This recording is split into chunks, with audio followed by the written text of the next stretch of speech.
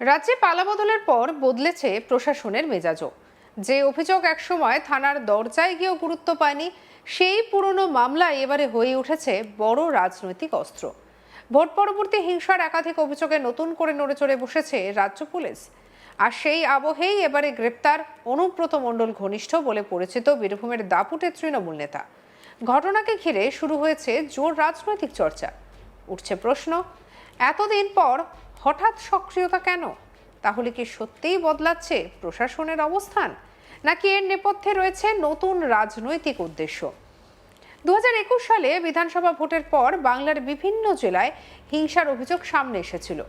বিজেপির অভিযোগ ছিল তাদের কর্মী সমর্থকদের ওপরে ব্যাপকভাবে হামলা চালানো হয়েছিল, কিন্তু সেই সময় বহু ক্ষেত্রেই অভিযোগ গ্রহণ করেনি পুলিশ বলেই দাবি উঠেছিল বিরোধী শিবিরের তরফে। পরে কেন্দ্রীয় তদন্তকারী সংস্থা সিবিআই হস্তক্ষেপ করার পর একাধিক ঘটনায় তদন্তের গতি বাড়ে। আর সেই আবহের মধ্যেই এবারে ফের সামনে এলো বীরভূমের ময়ূরেশ্বরের পুরনো অভিযোগ। ধৃত তৃণমূল নেতার নাম জটিলেশ্বর মণ্ডল। তিনি ময়ূরেশ্বর 2 নম্বর পঞ্চায়েত সমিতির সহ সভাপতি পদে রয়েছেন। তার বাড়ি ময়ূরেশ্বর থানার পাটপলসা গ্রাম পঞ্চায়েতের বারগ্রামে। বিজেপি যুব মোর্চার বোলপুর সাংগঠনিক জেলার সহ সভাপতি অঙ্গনদেব মণ্ডল ময়ূরেশ্বর থানায় লিখিতভাবে অভিযোগ দায়ের করেন। অভিযোগে 2021 সালের ভোট পরবর্তী হিংসার প্রসঙ্গের কথা উল্লেখ করেছে, এমনটাই পুলিশ সূত্রে খবর। অভিযোগ জমা পড়ার পর তৎপর হয়ে ওঠে ময়ূরেশ্বর থানার পুলিশ। শুক্রবার রাতে অভিযান চালিয়ে গ্রেপ্তার করা হয় জটিলেশ্বর মণ্ডলকে। পুলিশ জানিয়েছে, শনিবার তাকে রামপুরহাট মহকুমা আদালতে তোলা হয়। ঘটনার পর থেকেই বীরভূমের রাজনৈতিক মহলে শুরু হয়েছে তীব্র চাপানোতর। বিজেপির দাবি, এতদিন যেসব অভিযোগ ধামাচাপা পড়েছিল এখন সেগুলোরই তদন্ত শুরু হয়েছে। কি বলছেন অভিযোগকারী, শুনবো। মণ্ডল তৃণমূলের দুর্নীতিগ্রস্ত একজন নেতা। সারা পোস্টপোল ভায়োলেন্স সহ বিভিন্ন অসামাজিক কাজকর্মের সঙ্গে যুক্ত ছিল। তার ভিত্তিতে অভিযোগ দায়ের হয়, তার ভিত্তিতে অ্যারেস্ট হয়েছে। কোন কোন ধারায় অভিযোগ দায়ের করা হয়েছিল? চুরি, ছিনতাই সহ লুটপাট, ঘরে আগুন, এসব সেকশনের উপরেই ওনার অভিযোগ দায়ের করা হয়েছে। তার বিরুদ্ধে অভিযোগ এখন দায়ের কেন করা হলো? কোন ঘটনা ঘটলে? কারণ অভিযোগ আমরা 2021-এর পরে অনেকবারই করার চেষ্টা করেছিলাম। প্রশাসন অভিযোগ কখনোই অ্যাকসেপ্ট করেনি, কিন্তু আমাদের মাননীয় মুখ্যমন্ত্রী সেই অভিযোগ করার সুযোগ করে দেওয়ায় আমরা অভিযোগ দায়ের করেছি, তার ভিত্তিতেই গ্রেপ্তার হয়েছে। কোন কোন ধারায় মামলা করা হয়েছে? কতগুলো? আনুমানিক 11টা ধারায় মামলা করা হয়েছে। আর কে কে মামলা হয়েছে? উৎপল মণ্ডল, মিলন ভল্লা, বাবলু মণ্ডল, শিশির মণ্ডল।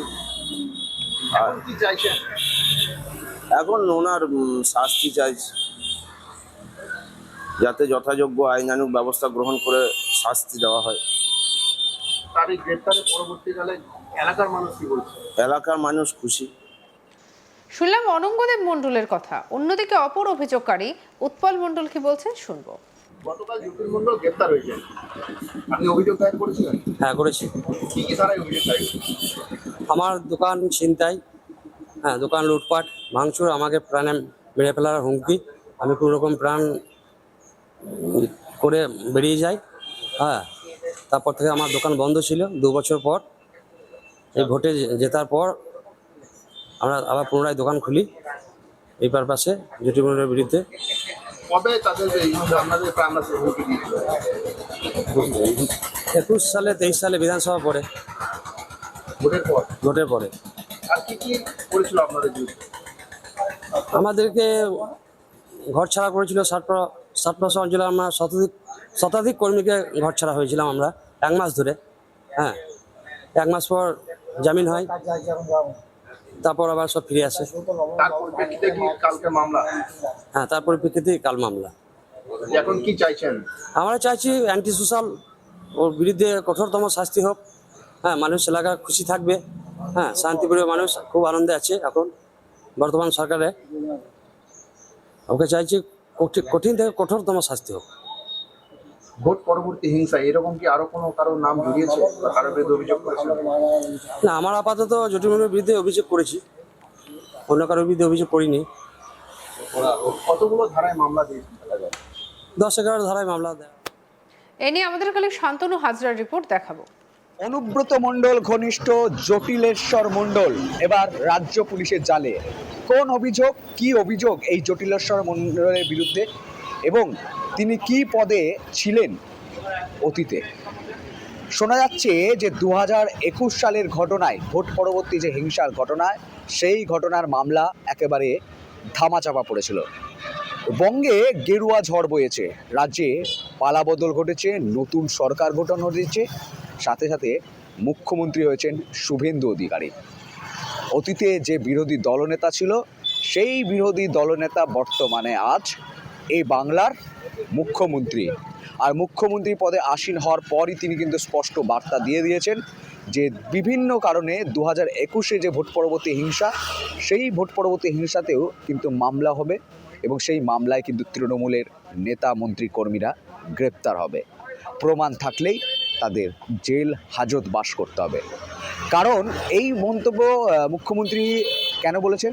প্রাক্তন মুখ্যমন্ত্রী মমতা বন্দ্যোপাধ্যায় যখন 2026-এর ভোট পরবর্তী হিংসায় কোর্টে দ্বারস্থ হয়েছিলেন, নিজে সরজমিনে কালো কোর্ট করে নিজে দ্বারস্থ হয়েছেন, সেই পর থেকেই তিনি এই মন্তব্য করেছেন। এবং এ রাজ্যের পুলিশ 2021-এ দেখা গিয়েছিল এ রাজ্যের পুলিশ কোনোভাবে অ্যাকশন মোডে ছিল না। রীতিমতো ভারতীয় জনতা পার্টির যে নেতা কর্মী মন্ত্রী হোক যাই হোক, তাদের কোনো কথা না শুনেই কোনোভাবে তাদের কর্মীদেরকে মারধরের ঘটনায় কোনো অভিযোগ পর্যন্ত, লিখিত অভিযোগ তারা কিন্তু নিচ্ছিলেন না থানায়। আর সেই পুলিশ পালাবদল হতে, বঙ্গে গেরুয়া ঝড় বইতে একেবারে অন্য পরিস্থিতিতে তারা চলে গেছে। তারা এবার দাবাং মোড়ে ফিরেছেন। রীতিমতো তৃণমূলের নেতা, তৃণমূলের মন্ত্রী, তৃণমূলের সকলকেই গ্রেপ্তার করছেন। জটিলেশ্বর মণ্ডল ময়ূরেশ্বর 2-এর তৃণমূল পঞ্চায়েত পরিচালিত যে পঞ্চায়েত সমিতি রয়েছে, সেই সমিতির সহসভাপতি পদে রয়েছেন তিনি। এবং ময়ূরেশ্বর এলাকাটা তিনি কিন্তু সেই সময় দেখেছেন, এখনও দেখছেন। রীতিমতো তাকে কিন্তু গ্রেপ্তার করা হয়েছে। কার অভিযোগের ভিত্তিতে? না, বিজেপির যুব সভাপতি, তার অভিযোগ ছিল যে 2021-এ তাকে মারধর করা হয়েছে এবং সেই সময় পুলিশ কিন্তু অভিযোগ নেয়নি। অভিযোগ যখন নেয়নি, তারপরে কেন্দ্রীয় তদন্তকারী সংস্থা যে সিবিআই, সেই সিবিআইকে আসতে হয়েছিল। এই সিবিআই বাংলার বিজেপি কর্মীদের রেহাই দিয়েছিল ভোট পরবর্তী হিংসা তৃণমূলের হাত থেকে।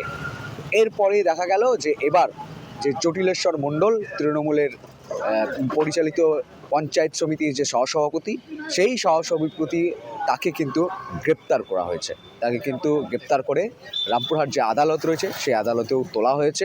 রীতিমতো এবার দেখার বিষয় যে এটা যে ভারতীয় জনতা পার্টি যে 2021-এর যে সাল ভোট পরবর্তী যে হিংসা, সেই ঘটনায় এবার তারা কিন্তু যে মামলা করেছিল, মামলা মোকদ্দমা চলেছে, সেই মামলা মোকদ্দমা আবার খুলছে এবং যে তাদের বিরুদ্ধে যে অন্যায় হয়েছিল, সেই অন্যায়ের কিন্তু ন্যায় মিলছে ঠিক 5টি বছর পার করার পর।